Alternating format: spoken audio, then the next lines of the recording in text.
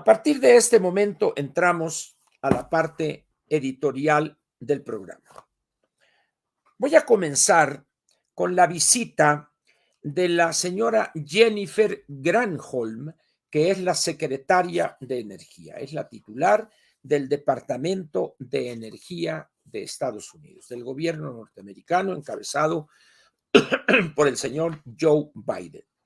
No es una novata en materia política, fue gobernadora del estado de Michigan, un estado grande, donde está Detroit, el centro que fue el centro de la producción automotriz durante muchos decenios, y ella viene con el encargo de plantear de una manera clara las objeciones o las posiciones de los Estados Unidos, de su gobierno, y también de agentes económicos privados que se han quejado ya en un buen número de cartas de legisladores, de empresarios al gobierno norteamericano como consecuencia no solo de esta contrarreforma que hay ahorita, sino también como consecuencia del trato discriminatorio que se ha dado a varias empresas norteamericanas que se dedican o tienen el objetivo de importar y distribuir combustibles.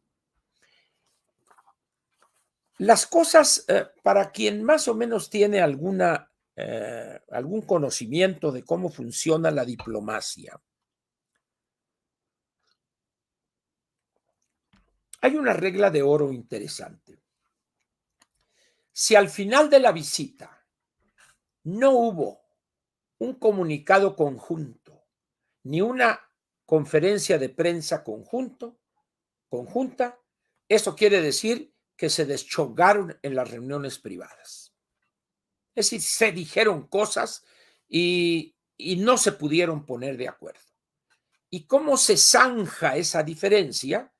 Pues que cada quien elabora su comunicado y se cancela la conferencia de prensa, cosa que sucedió aquí en México. En consecuencia, es una mentira burda del presidente, como acostumbra decir, muy bien, un ambiente muy agradable, muy ameno, y ella se comprometió a respetar la política energética mexicana. Toma tu avión. Falso de toda falsedad. Aquí podríamos preguntarnos antes de leer lo que dice el comunicado o el boletín de parte del Departamento de Energía de los Estados Unidos en relación con la visita. ¿Qué necesidad tiene el presidente de mentir de esa forma tan burda, sabiendo que la contraparte va a hacer público lo que pasó en las pláticas? ¿Por qué lo hace el presidente? Y vean ustedes el desprecio que le merecen millones de mexicanos. Lo hace porque sabe que esa gente no se va a enterar, porque no va a ir a buscar el comunicado o el boletín para decirle usted está mintiendo. No, la gente le cree al presidente. No, estos pinches gringos respetan a nosotros la soberanía y la mentira que te eché. Pero la verdad no fue esa. Los Estados Unidos están empezando a plantear las cosas ya de una manera más firme. La señora Granholm, antes de llegar, de venir a México, dijo, y plantearé las, etcétera, etcétera. Es decir, ella venía a eso, a decir, a ver, señores, estamos muy descontentos, y leo una parte del segundo párrafo del boletín. Dice, en cada reunión expresé, dice, expresamente transmití las preocupaciones reales de la administración Biden-Harris con el potencial impacto negativo de la reforma energética propuesta por México en relación o frente a las inversiones privadas de los Estados Unidos en México. La propuesta de reforma podría también dificultar o dañar los esfuerzos conjuntos México-Estados Unidos en energías limpias y el clima. Como diría el clásico, toma chango tu banano. nada de que acá dijeron que iban a respetar, no.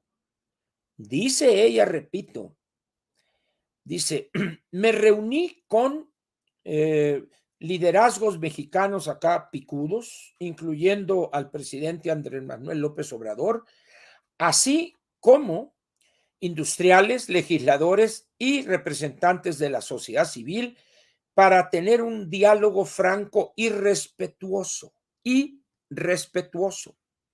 Eso no quiere decir que yo respete lo que está usted proponiendo, México, no. Lo que quiere decir es que mis objeciones se las voy a decir de manera respetuosa. Y es donde ahora entra lo que leí. Dice, en cada reunión expresé claramente las preocupaciones reales de la administración Biden-Harris con el impacto negativo que tendría para los Estados Unidos de las reformas energéticas propuestas por este gobierno, o lo que se está discutiendo ahí en la Cámara de Diputados. Pero luego hay otra. Dice, en otro párrafo, hemos expresado nuestro entusiasmo por trabajar con México, con el gobierno mexicano, para hacer avanzar los objetivos o para lograr los objetivos en materia climática y hacer crecer o fortalecer una economía de energía limpia, diversificada y competitiva. Cosa que aquí totalmente en contra. Aquí vamos al revés. Carbón, combustóleo, suciedad, energía cara que reduce los niveles de competitividad de no pocas empresas. En esas condiciones, pues, ¿a qué le tira el presidente? ¿Acaso piensa que esto se va a quedar así? Pero luego hay otra nota perdida por ahí que dice así. Están empezando a salir cosas. Esta es una nota del periódico El País en su edición electrónica de hace rato. Dice, México revisará caso por caso las inversiones de Estados Unidos en el sector energético. Es decir, las quejas de aquellos empresarios expresadas a sus legisladores y las protestas de estos ante el gobierno van a ser revisadas. Y cuando dice va a ser revisado caso por caso, quiere decir que no va a ser a rajatabla, todo se les cancela. No, señor. Lo cual, evidentemente, por más cordial que según el presidente haya sido la reunión, los Estados Unidos plantearon de manera clara con la visita de la señora Grasholm y esto que estamos viendo del periódico El País, que hay que corregir, hay que revisar caso por caso, porque se está violando de alguna manera el espíritu y el texto del TEMEC. Pero ahora vamos a otra cosa. El presidente, en esto de la reforma, dice, edición electrónica del periódico Reforma de hoy en la tarde hace un rato, dice el presidente, dice, dice, en su conferencia Palacio Nacional Humanitario aseguró que el gobierno de Estados Unidos es respetuoso de México y no va a proteger a dichos empresarios. ¿Quiénes son esos? Le digo. El presidente acusó que algunos empresarios mexicanos vinculados con compañías españolas del sector energético buscan que el gobierno les otorgue protección. Es muy raro que sea la primera vez que hace un planteamiento como este, porque antes eran los españoles que vinieron a saquearnos otra vez y como en la conquista, etcétera, etcétera. No, ahora resulta que hay algunos empresarios mexicanos coludidos con ellos y que buscan que el gobierno de Estados Unidos les otorgue protección. ¿Qué? Yo no concibo a estas alturas del partido que el presidente Biden vaya a proteger a empresarios que cometieron cochinadas o violaron la ley. Pero luego dice el presidente en su conferencia mañanera, aseveró que el gobierno de Estados Unidos es respetuoso de México y no va a proteger a empresarios a quienes calificó de reverendos ladrones. A ver, ¿con qué derecho el presidente califica a un agente económico privado de esta manera? Si tiene pruebas de que han violado la ley y si han robado algo o han estafado a alguien, él tiene la obligación de ordenarle a la fiscalía que investigue, reúna las pruebas que prueben la presunción de inocencia, de culpabilidad y se le entreguen a la autoridad judicial. Pero no puede caer en estas burlas. Son unos reverendos ladrones. Y luego dice, comillas, ¿qué pasa también? Hay algunos, no todos, de los que se beneficiaron o empresarios mexicanos vinculados con españoles, no en general, entonces, que buscan protegerse con el gobierno de Estados Unidos. Vamos a acusarlos con el gobierno de Estados Unidos, expuso. ¿Acusarlos con el gobierno de Estados Unidos? Hay que aplicar la ley aquí en México. Si los señores cometieron un delito, lo cometieron en México. ¿Qué va a ir de chismoso? Fíjate, Biden, que estos vatos acá, pues júzgalos allá, le van a decir. Pues, ¿qué me vienes a meter a mí? Tú tienes un sistema judicial, tú tienes la fiscalía que investiguen. ¿Qué quiero decirle con esto? Vea usted la ignorancia y lo cavernario de la forma de hacer política el presidente nuestro. Y dice, ¿y con qué argumentos un gobierno extranjero va a venir a defender la corrupción? ¿Cuál gobierno extranjero va a venir a defender la corrupción? Se la ponen muy difícil porque si tratara de algo injusto, pues entonces el gobierno de Estados Unidos ha sido muy respetuoso y no está protegiendo la corrupción. Además, ellos saben muy bien que el principal problema de México era ese. A ver, con este galimatías, ¿qué me está diciendo? Primero, que los Estados Unidos no han defendido ni van a defender la corrupción. Entonces, ¿qué va a ir a hacer? ¿A quién va a ir a acusar si él ya sabe que los Estados Unidos, su gobierno, no defiende eso? Porque son puras mentiras. Es pura faramaya para su clientela, a los que considera que son unos ignorantes, casi retrasados mentales, que van a tragarse estas ruedas de molino. Si hay, repito, un acto de corrupción, una violación a lo firmado, hay que acusarlos, hay que señalarlos, pero con pruebas, no andar diciéndole, voy a decir a Biden que ustedes quieren, son unos corruptos, que no los proteja. Y luego dice en el siguiente párrafo, pero Estados Unidos nunca ha apoyado la corrupción. Bueno, entonces, esta es la actuación del presidente. Y luego dice, López Obrador criticó que los empresarios que buscan protección, cuyos nombres no reveló, digan que el gobierno federal busca hacer expropiaciones con la reforma eléctrica. No, es Bartlett, con sus dichos, es el que está planteando una expropiación de facto. Pero luego dice el presidente, entonces ahí andan buscando protección, ¿no? Los vamos a acusar porque va a expropiar, nos vamos a quedar sin luz, va a haber apagones, que son lo que dicen eso, ¿no? Son unos reverendos ladrones que no entienden que ya son otros tiempos. El que no entiende que son otros tiempos y que es un reverende, iba a decir algún adjetivo, pero me lo guardo. Es él, no entiende que con la reforma energética estábamos intentando meternos de lleno al siglo XXI y él nos quiere regresar a los años 30, 40, 50 del siglo pasado. Entonces, ¿qué es lo que busca el presidente? En primer lugar, está como el ratón que ya no quiere queso sino salir de la ratonera.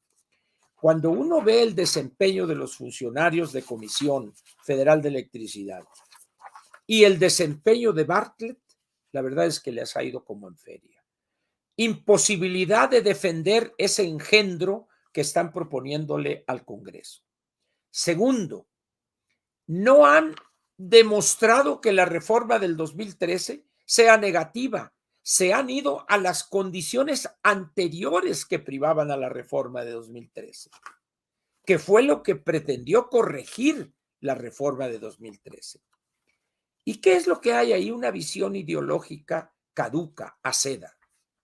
Bartlett y el bulto son iguales en cuanto a mentalidad. Luego tiene otro problema el presidente. Ya es un hecho aceptado que la refinería Dos Bocas de aquellos 8,000 y tantos millones de dólares, ya van casi 4,000 millones de dólares más estimados de entrada que va a costar eso. Y el retraso va a ser 1 o 2 años más. Entonces, nada le está saliendo al presidente. Y en esas condiciones, ¿qué es lo que sucede? Muy bien. Dice el presidente que la refinería Deer Park, la que se compró, es para asegurar el abasto de gasolinas en México. ¿Qué tal si no quieren vendernos? Dice. Bien. Hay en otros países que tienen la más elemental previsión, miden en términos de oferta de gasolinas en días de almacenamiento. Por ejemplo, en algunos, en Europa, estamos hablando de 3 meses de consumo almacenado. No necesariamente el que no les vendan los otros, por cuestiones de desastres naturales, nevadas, etcétera, etcétera. ¿Sabe usted cuántos días de almacenamiento tenemos de capacidad en México? Entre 2 y 3 días. Entre 2 y 3 días. Entonces, ¿cuál es la solución elemental? No comprar una refinería viejísima, viejísima, porque además es un complejo petroquímico, no es solo una gasolinería, una refinería, perdón. La solución es elevar a pasos agigantados la capacidad de almacenamiento. Pero cuando el sector privado está interesado en construir tanques para almacenar, la bloquean. ¿Sabe por qué? Porque esas compañías privadas traerían gasolina, que hoy lo hace Pemex, pondrían sus tanques de almacenamiento y le darían la vuelta a Pemex y evitarían la corrupción y todas las ineficiencias estructurales de Pemex. Y entonces, en vez de aumentar la capacidad de almacenamiento, vamos a comprar una refinería. Ahora, Pemex ya poseía la mitad de esa refinería. Y empezaron las mentiras que nos vamos a costar, va a costar 500 millones de dólares, que 600. No, pagamos 600 por la mitad de la refinería. Pero con esa refinería asumimos una deuda que creo que son como 700, 800 millones de dólares que está en su balance. Esa deuda la asumimos y la vamos a pagar.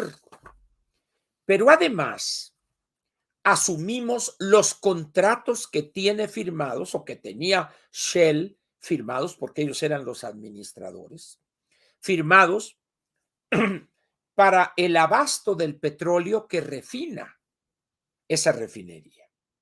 Pero también eso que refinaba tiene firmados contratos a mediano y largo plazo de clientes a los que les entregaba esa gasolina. Y en Estados Unidos no puede cancelar usted un contrato así nomás de que le compra a X empresa durante 10, 15 años materia prima o que se compromete a abastecer a su cliente del producto terminado. Por lo tanto, esa refinería no va a refinar petróleo mexicano. Durante 15 años va a estar obligada esa planta, o sea, Petróleos Mexicanos, a comprarle a Shell, no me acuerdo si son 150,000 barriles diarios, durante 15 años. Durante 15 años. Entonces, ¿qué significa eso?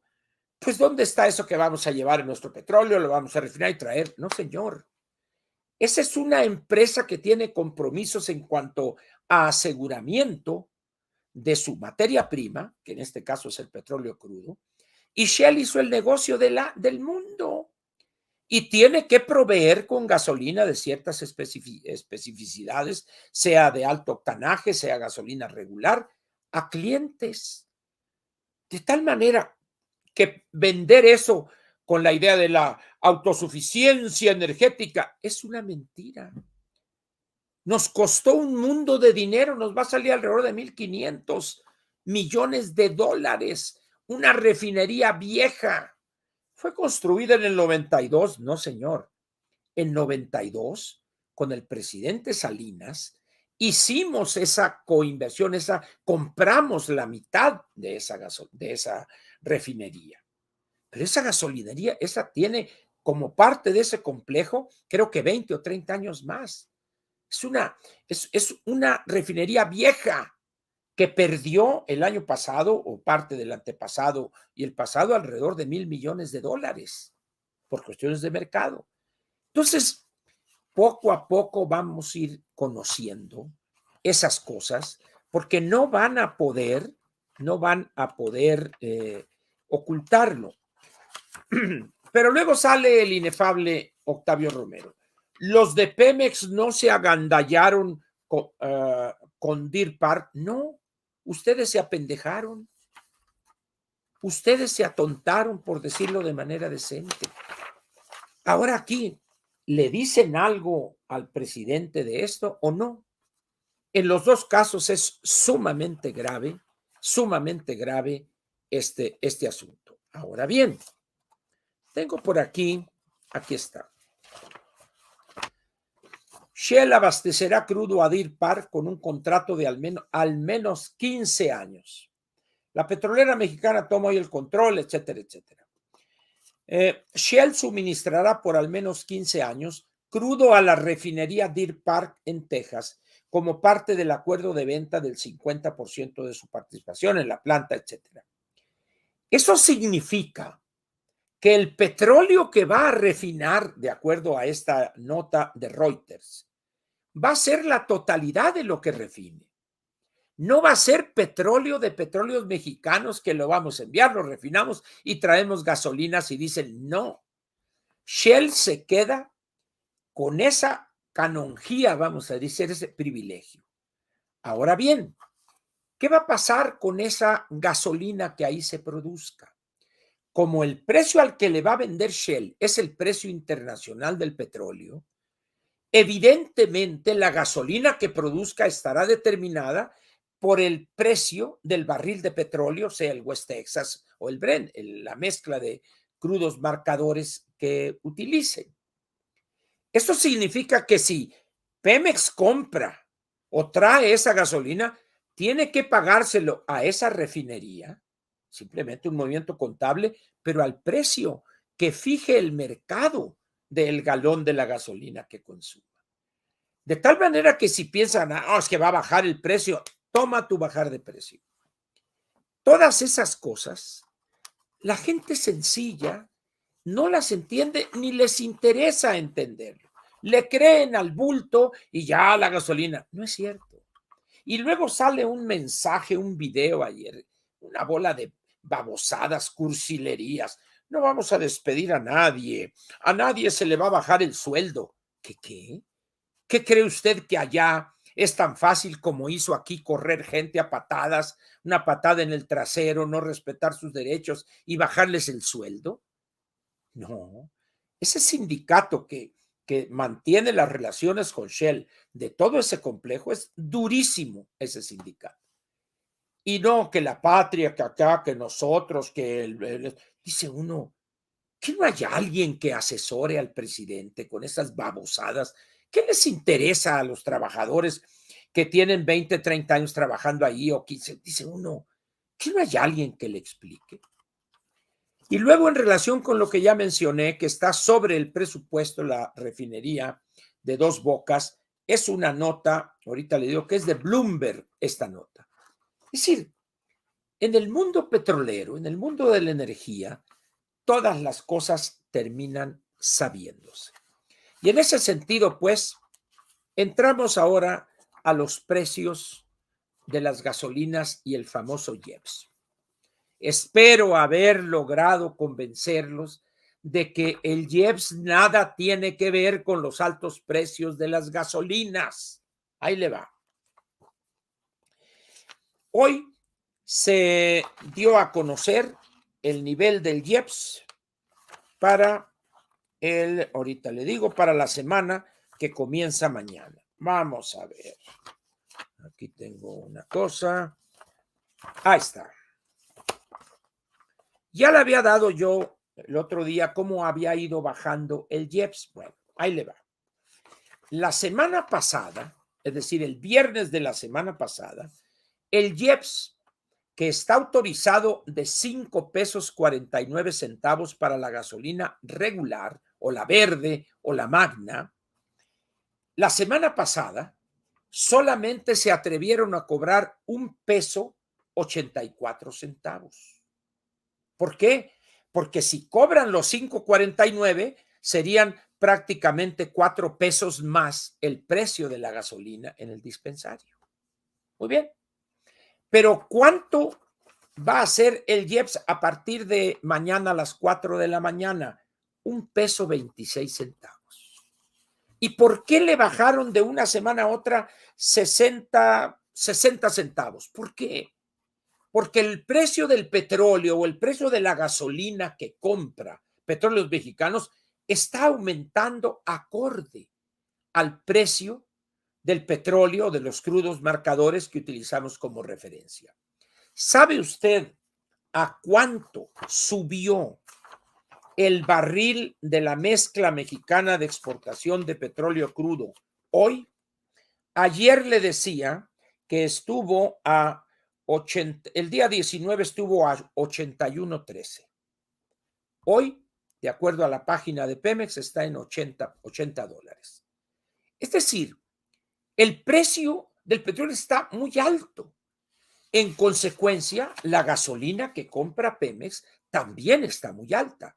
Entonces, el precio de venta en el dispensario tiene que reflejar esa elevación de los costos.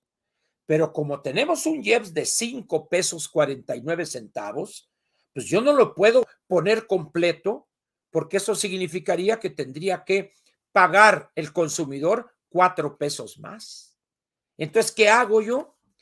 Les doy lo que llaman eufemísticamente un estímulo fiscal.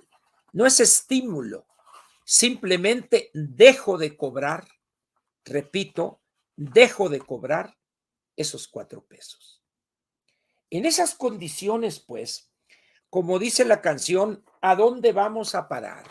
Pues la verdad, no sé a dónde vamos a ir a parar, porque nos están quitando de esos 5.49, nos están quitando, déjenme ver, aquí está, 4 pesos 23 centavos. Es decir, el gobierno está dejando de cobrar en cada litro de gasolina verde 4 pesos 23 centavos. Ahora bien, yo les pregunto a todos los que hablaban del gasolinazo cuando se autorizó a 5.49 el IEPS. A ver, señores, si en vez de 5.49 me están cobrando 1 peso 26, pues quiere decir que el precio iba a bajar y no, el precio ha subido. ¿Por qué? Porque el precio elevado de los combustibles, de los tres, de las dos gasolinas y el diésel, no lo determina el IEPS, lo determina la materia prima fundamental que es el petróleo crudo y todos los costos inherentes a la refinación, al transporte, mermas, etcétera. Por eso yo les dije cuando algunos se enojaron, señores, pónganse a estudiar antes de hablar. Y eso es válido también para muchos opinantes y comentaristas que no se toman la molestia de investigar. Ahora bien, está en el Congreso celebrándose este famoso Parlamento abierto. Esta semana estaba convocado el presidente del Consejo Coordinador Empresarial. Muy bien. Iba a ser de manera virtual y que siempre no presencial. El caso es que 10 minutos antes de la hora, el licenciado Carlos Salazar Lomelín estaba en una sala de un aeropuerto, listo con su computadora y su conexión abierta para intervenir. En ese momento, 10 minutos antes, le dijeron, no va usted, y lo sacaron. ¿Por qué? Porque tuvieron miedo lo que les iba a decir. Gracias a Detona, que es el canal y el programa de Plácido Garza allá en Monterrey, tengo aquí y leí el guión de lo que el licenciado Carlos Salazar iba a decir.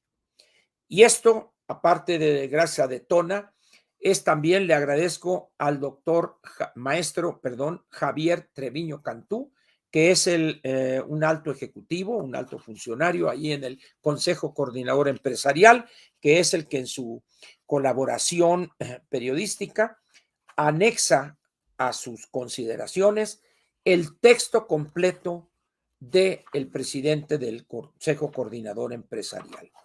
Y vienen varias cosas aparte de la introducción. El texto o lo que iba a decir el licenciado Carlos Salazar son estos puntos: dinamismo económico, finanzas públicas sanas, sustentabilidad ambiental, integración global. Esos eran los 4 puntos fundamentales. Y luego ya viene toda la explicación desde costos, etcétera, etcétera. Y eso pues no les convenía porque iba a exhibir la bola de tonterías que está planteando Bartlett. En esas condiciones, pues, ¿qué esperar de ese Parlamento abierto? Absolutamente nada.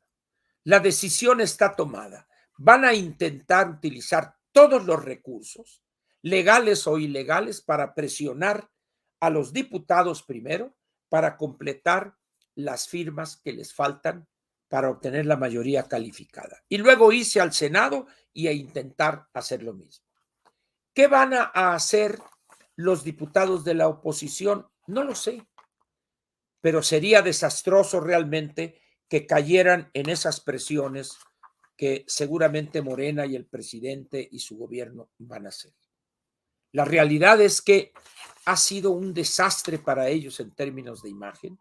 Las personas que han enviado a defender la contrarreforma no tienen la menor idea del texto que supuestamente están defendiendo. Ha sido una vergüenza. Así.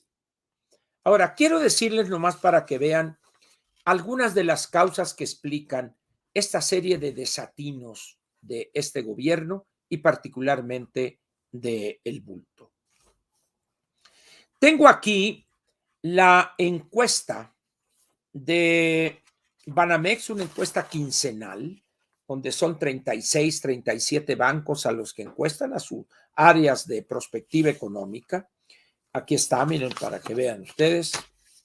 Este es el documento, nota oportuna, y la fecha es 20 de enero de 2022, es decir, ayer. Este es, repito, una publicación quincenal.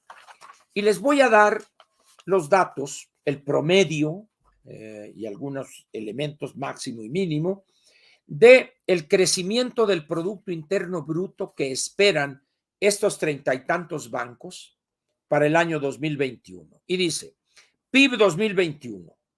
Recuerden que el proyecto, la perspectiva del gobierno federal, su pronóstico era 6.1. Bueno, el banco que tiene el nivel máximo es el 5.8, o la institución financiera es Massari Casa de Bolsa, 5.8. Y el mínimo es 4.8 de Citibanamex. Y entre esos rangos, entre 4.8 y 5.8, hay bancos que tienen 5.1, 5.7, 4.8, 5.2, 4.9, 5.2, etcétera. Pero ahora viene lo bueno. Bueno, primero, no se va a lograr el 6.1 el año que recién terminó. Muy bien.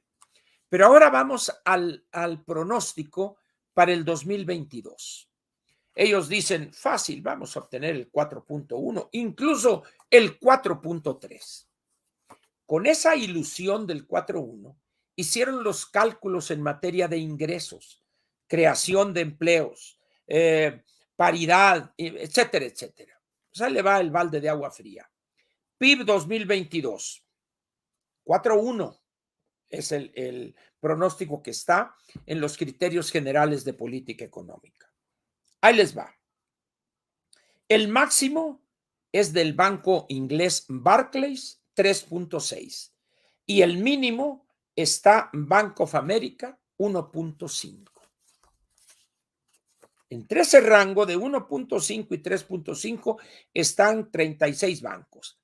Uno está en 2.7, otros en 1.5, otros en 2.2, 1.8, 1.7, etcétera, etcétera. Esto lo pueden obtener en la página de Citibanamex. O sea, no es un documento secreto, es un documento público, abierto a todo interesado. Entre usted, ponga en su buscador encuesta encuesta Citibanamex de expectativas económicas, y ahí le va a encontrar, ahí la busca.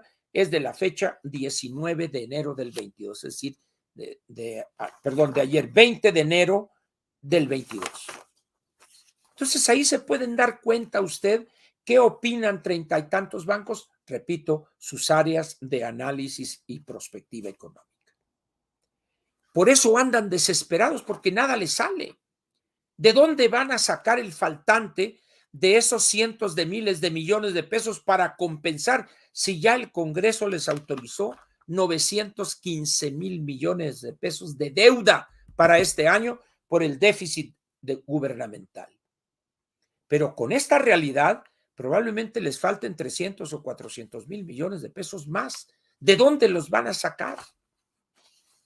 Esas son las razones por las cuales están aparentando un desarrollo o un crecimiento de la economía que no se ve por lado alguno. Déjenme ver si me falta algún punto. Ya está, Jeps. No, ya está. Lo único que diría para complementar y cerrar este editorial es lo siguiente. En las condiciones actuales, difícilmente hay cosas secretas ya. Y una cosa como esta, en este desencuentro entre ambos gobiernos en política energética, al otro día ya estaba, o el mismo día por la tarde, ya estaban saliendo los primeros elementos de verdad. ¿Qué nos dijeron cuando ya compramos la de esta? No mencionaron el contrato de Shell por 15 años. Como abastecedor de la refinería, tiene que ser Bloomberg o tiene que ser Reuters las que dicen, a ver, aquí está, aquí está. Porque para ellos no es problema, es una simple decisión de negocios. En cambio aquí es un problema de orgullo patrio, la soberanía energética. No, señores, no digan estupideces, hombre. Si realmente quieren asegurar el abasto de gasolinas, vamos a construir a pasos acelerados capacidad de almacenamiento, nada más. Ya si en un determinado momento nos peleamos y no nos quieren surtir, pues yo voy a tener 30, 60, 90 días de abasto asegurado y punto. Pero no, vamos a comprar la refinería. Alguien ha hecho un negocio excelente con el coyotaje de endilgarles o encasquetarles una refinería vieja, simplemente del 92, cuando se firmó la adquisición de la mitad de las acciones. Eso fue hace 30 años y ya tenía sus añitos la refinería. Entonces dice uno, señores, y aquí preguntaría yo ahora sí para terminar este enojoso asunto, ¿dónde están los partidos políticos para difundir esta verdad y exhibir a estos mentirosos? ¿Dónde están? ¿Por qué tiene que ser Reuters o Bloomberg o el Financial Times o el New York Times o el Wall Street? ¿Por qué tienen que ser ellos? Y porque los partidos están mudos. Qué vergüenza, ¿verdad? Ya le dije el otro día, ¿cuántos millones de pesos van a recibir los partidos? El más amolado va a recibir 400 y pico de millones de pesos, creo que es el Partido del Trabajo, 460. Y el PRD va a andar ahí por también 450 y tantos, 470. Movimiento Ciudadano como 550, 560. Y aquí viene, y el Verde creo que también 420, 440 millones de pesos. Pero aquí vienen los tres grandes. El PRI, 1,050 millones de pesos. El PAN, 1,075. Y Morena, 1,760 millones de pesos. Señores, recursos tienen fundaciones que podrían hacer un análisis serio, no una nota periodística. El PAN tiene una fundación que es Rafael Preciado.